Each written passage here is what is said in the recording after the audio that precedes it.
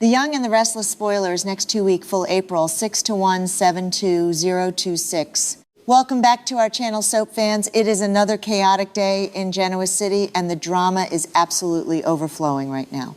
We have so much ground to cover today, from corporate warfare to completely shattered relationships. Grab a coffee and settle in, because we are diving deep into the absolute madness unfolding on our screens. So let us just start with Jack Abbott, because things are looking incredibly grim for him right now. Jack is failing. He is failing miserably in his attempt to win back Diane Jenkins Abbott, and it is painful to watch.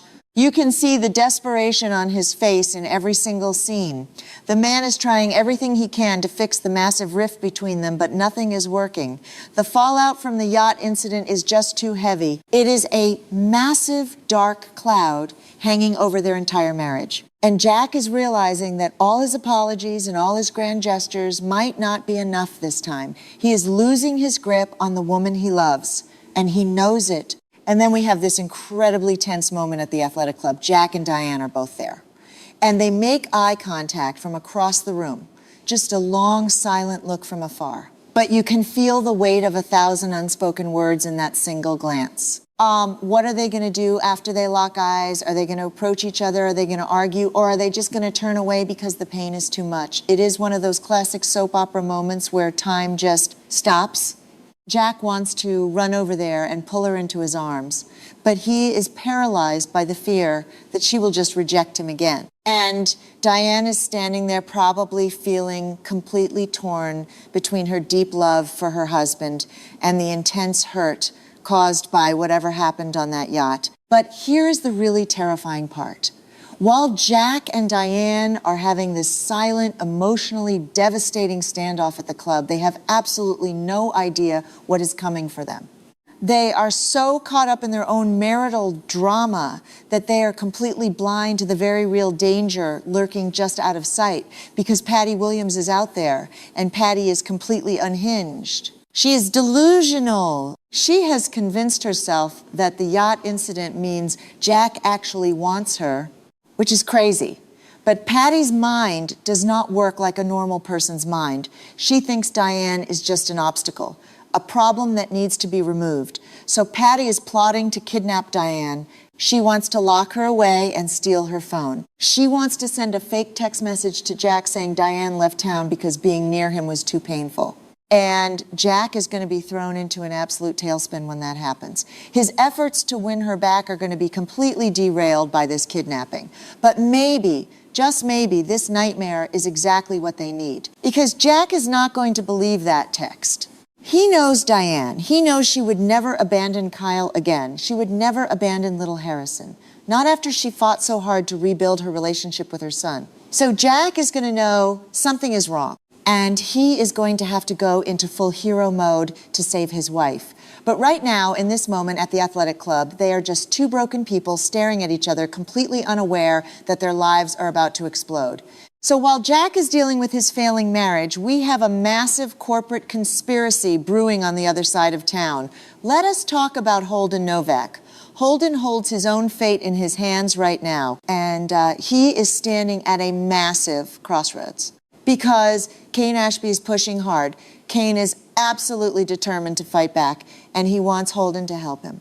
Let us just review why Kane is so desperate. Kane just got completely humiliated by Phyllis Summers. Phyllis drugged him. She knocked him out cold. And while he was unconscious, she stole his highly advanced AI program.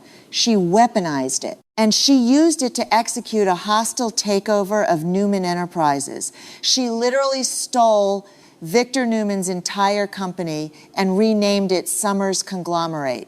It was a flawless, ruthless move, and Kane is furious. He lost his tech. He lost his leverage. He lost his pride. So now he is out for blood, and he is pivoting his anger. He is plotting a massive, wicked scheme against Victor Newman. Why Victor? Because in this town, all roads lead back to the mustache. Kane wants revenge. He wants to cause chaos. And he needs a guy like Holden to do the dirty work.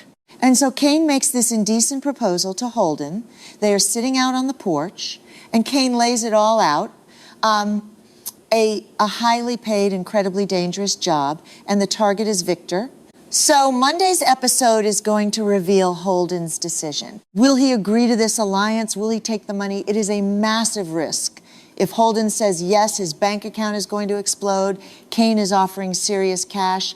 But the flip side is terrifying. Because if you go after Victor Newman, you are risking the absolute wrath of the most dangerous man in Genoa City. Victor destroys people for a living. He locks people in dungeons. He ruins lives without blinking. So Holden has to weigh the financial gain against the very real possibility of being wiped off the map.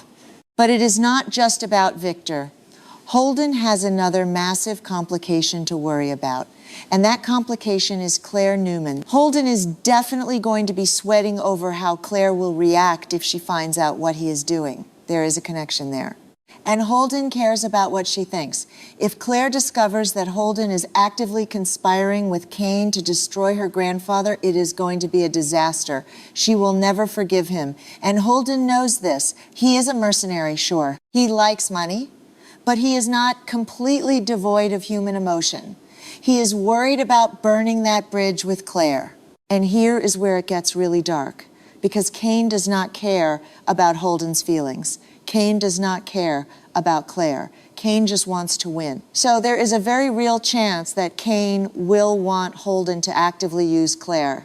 Kane might push Holden to manipulate her, to pump her for information about Victor's internal operations, because Claire is on the inside. She is a Newman, she has access, and Kane would absolutely love to exploit that. So Holden is going to have a lot of mixed feelings about this whole plot. He has to decide if he is willing to sink that low. Is he willing to use a vulnerable girl like Claire just to help Kane get revenge? It is a dirty game, and Holden has to decide if he wants to play it.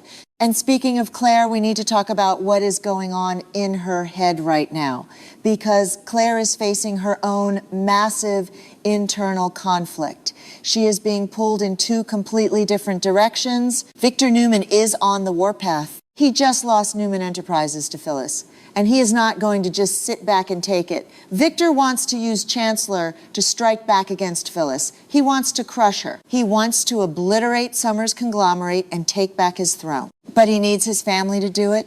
He needs soldiers. He is relying on Victoria Newman, and he is hoping that Claire will join the fight too. But Claire is feeling completely torn. On one hand, she desperately wants to be a loyal member of the family. She wants to be a true Newman. She wants to stand by her grandfather and help him defend their legacy. It is a natural instinct for someone who spent so long feeling like an outsider. But on the other hand, she is terrified. Part of Claire is deeply, deeply worried about the terrible things Victor is capable of doing. She is not blind. She has heard the story. She knows the history. And let us just be real for a second. Victor's history is incredibly dark. This is the man who orchestrated the Marco Annicelli plot. He brought a Peruvian drug lord to town, a man who looked exactly like Jack Abbott. And he let that monster take over Jack's life. He let that monster sleep in Phyllis's bed. It was one of the most horrific, violating things anyone has ever done on this show. And Victor did it just to protect his empire.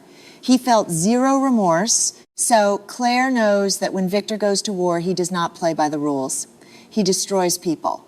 And Claire is terrified of being a part of that darkness. She is scared that if she helps Victor use Chancellor against Phyllis, she is going to become complicit in something truly evil. She is wrestling with her own conscience. And then you have Victoria Newman. Victoria is currently on this massive Protect Dad tour. She is defending Victor to anyone who will listen. She just got confronted by Nate Hastings. She just got confronted by Kyle Abbott at the athletic club. Kyle literally just told her that Patty Williams was involved in Jack's kidnapping.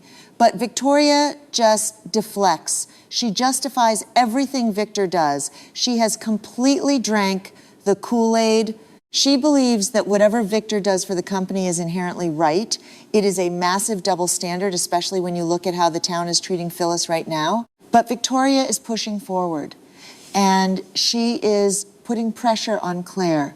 Victoria understands Claire's hesitations. She knows Claire is scared. She knows Claire is worried about Victor's dark side. But Victoria still hopes Claire will accept Victor's offer. Victoria wants Claire to fall in line. She wants a united front. She wants the Newman family to stand together and crush Phyllis. So Victoria is going to be in Claire's ear trying to convince her that this is just business, trying to convince her that Victor is just doing what needs to be done. But Claire is smart. Claire knows that with Victor, it is never just business. It is always personal, and it is always dangerous. So you have all these massive collisions waiting to happen. You have Jack and Diane staring at each other, completely unaware that Patty is about to blow their lives apart. You have Jack failing to fix his marriage while a crazy woman plots to kidnap his wife. You have Holden sitting on a porch trying to decide if a massive paycheck is worth risking Victor Newman's wrath.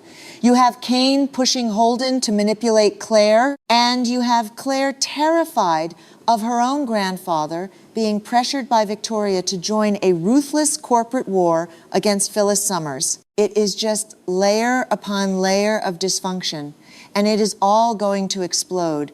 If Holden says yes to Kane, the fallout is going to be epic. Victor will eventually find out. He always finds out. And when he does, Holden is going to need a place to hide. And Claire is going to be heartbroken if she realizes Holden used her. But at the same time, Claire might end up doing Victor's dirty work anyway because the pressure from Victoria is just so intense. And meanwhile, Phyllis is sitting in Victor's old office running Summer's conglomerate, completely alienated from her own children. Summer and Daniel have completely disowned her. They sent her letters cutting her off. They are acting like she is the worst person in the world for stealing a company while completely ignoring the fact that Victor literally subjected her to the Marco Annicelli nightmare. The hypocrisy in this town is just staggering.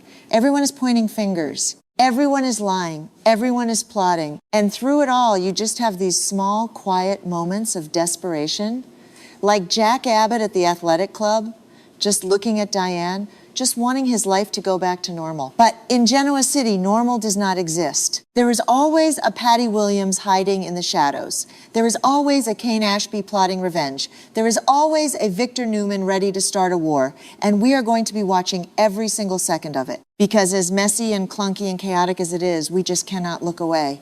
So buckle up because next week is going to be a wild ride.